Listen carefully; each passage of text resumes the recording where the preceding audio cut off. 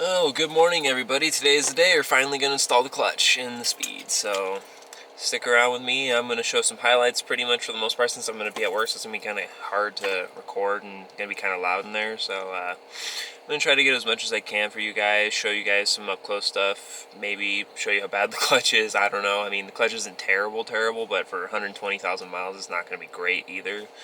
So yeah, stick around and we'll keep shooting some stuff. Alright. Hour 1 update. So far I've got everything unhooked from the bottom with the exception of the actual motor to tranny bolts. I have all the brackets unhooked for all the wiring harnesses. I gotta unhook the clutch slave cylinder up at the top. But for the most part everything down here is unhooked. I got all the shift linkage undone. So yeah, we're getting there. I'll give you a progress in another hour. Alrighty, hour 2 update. We got the axles out. About ready to drop the subframe. Not too much longer to go here. Trying to get some new axle seals from my work, see if they can get them for me, because right now the ones I did order are completely screwed.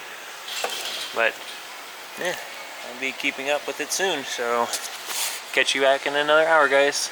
Alrighty, hour 3 update. So, just got the new pilot bearing in. As you can see, clutch is out. I tried cleaning this up as best as I could with some brake clean. I'm going to do a little bit better here in a minute. Same thing with the inside of the trans right here. And grease that guy up. Go clean up the input fork, or the shift fork. Here's the old clutch. Barely anything left on it. So, good thing I replaced it. The pressure plate's not in terrible shape, but we're putting a new one anyway. Subframe, flywheel, all nice and good. There's the bolts. I definitely need to get a new trans mount because this thing's freaking clapped.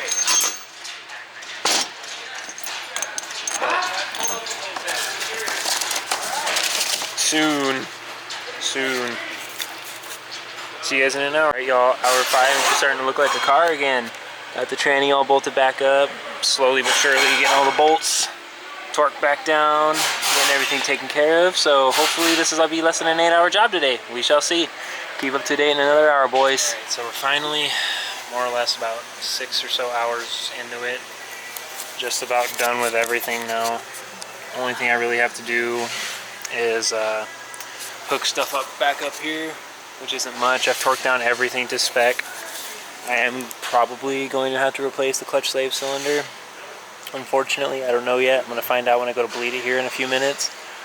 But other than that, yeah, everything's done up down here. I'll get back to you guys as soon as this is done. Alright, guys. Alright, so we finally made it to the end. Took me just a little shy of 7.5-ish hours. I know I'm sure you guys wanted to see more of the process, and I wasn't very good at showing it, but I mean, I was limited to what I could do since being at work and stuff like that. I can only film so much with it being so loud and interruptions and whatnot. But that was not that bad. I mean, this wasn't my first time doing one of these. I worked at Mazda for a little while and did a couple of them, but this one was probably the easiest one I've done so far since I've done it a couple times already. But definitely a couple hiccups there.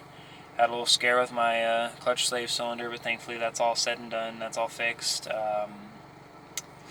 Yeah, it drives okay. I just got done driving like 10 miles or so with it, and first impressions are it's kind of nice. Like, I mean, it's just a Luke OEM replacement clutch, but it feels okay, honestly. I'm glad I did it. It feels like it's more responsive now, which is really nice.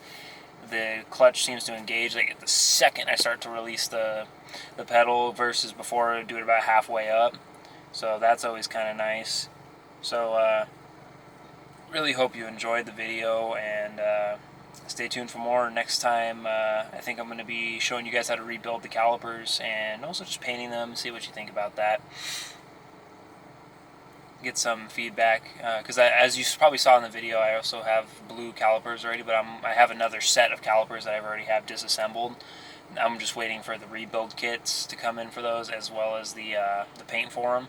as soon as I get that, then I will do a how-to kind of on how to do that and how to properly paint your calipers versus just doing it on the car. And also probably going to be doing the steel braided brake lines as an upgrade too. And then I'm just going to power flush it at work with our BG machine that we have. So probably won't show too much of that, but I will show everything else. So until then, keep modding your cars, guys.